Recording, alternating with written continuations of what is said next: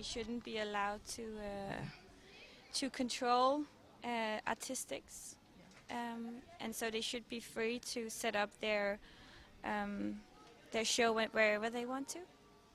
They have the rights and the freedom to perform what they want, and I mean it's a show, and so it's a story, it's a fairy tale about something, and they should be allowed to tell that everywhere.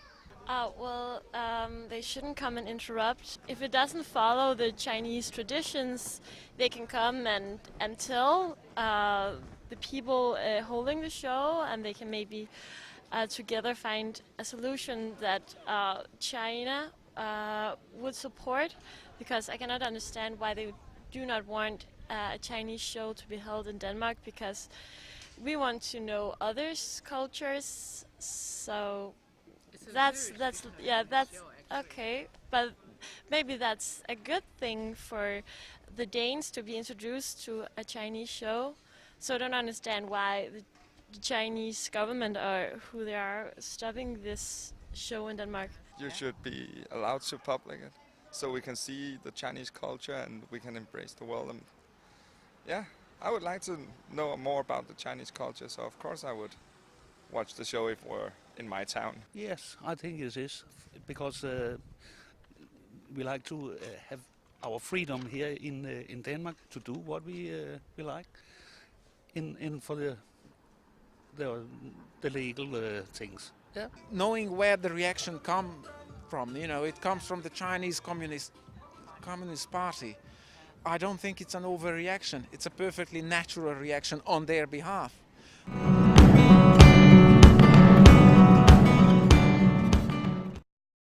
I hope not, but I know that China are known to be very strict when it comes to economic sanctions,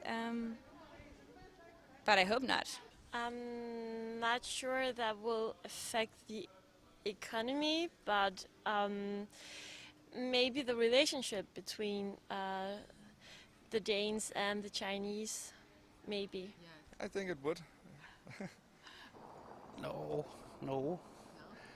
Maybe there's censor or something in China, so they get not the message from here. No. It always does. It always does. It affected Norway's relationship with China when they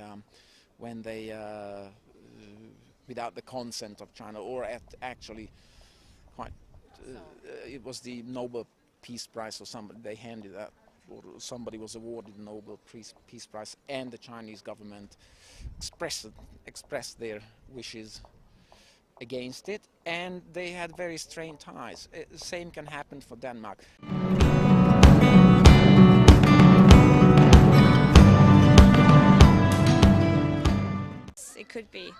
It could be, and also that it hasn't been shown in Copenhagen yet, right? It's only been in Aarhus, in the smaller towns.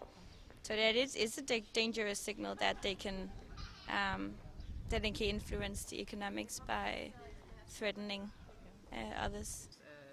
Well, I guess it is. Interfere, of course, and especially as Danes, we have this freedom of speech, and we rely heavily on that. So maybe in that approach, that they come here and stop us from just doing what we believe we are allowed to do. That's the fact that, yeah, that's what I'm most. Yeah, I mean. Yeah, I don't know. That's what affected me the most. Yeah, thank you. Yeah, I think it's an overreaction. Yes. Yeah. It's too much. It is. But China have been known to interfere with domestic affairs, which they viewed as an interference with their domestic affairs.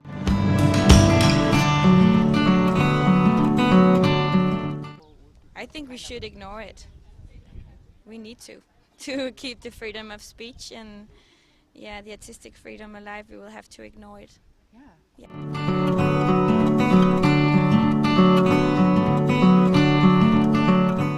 Yes, yes, I think that's a feasible way. That's a feasible way, but you know, can pigs fly? That's the question, because there are so many interests here, so many interests on the table, and there are a lot more interests off the table which nobody can see, which is an interest of one particular country but not the other. And I think the Chinese government is, they are very, how would one put it, very, yes, they can cleverly play off these things. And they can create discord in the European Parliament, but she has a point. But it's a very idealistic approach.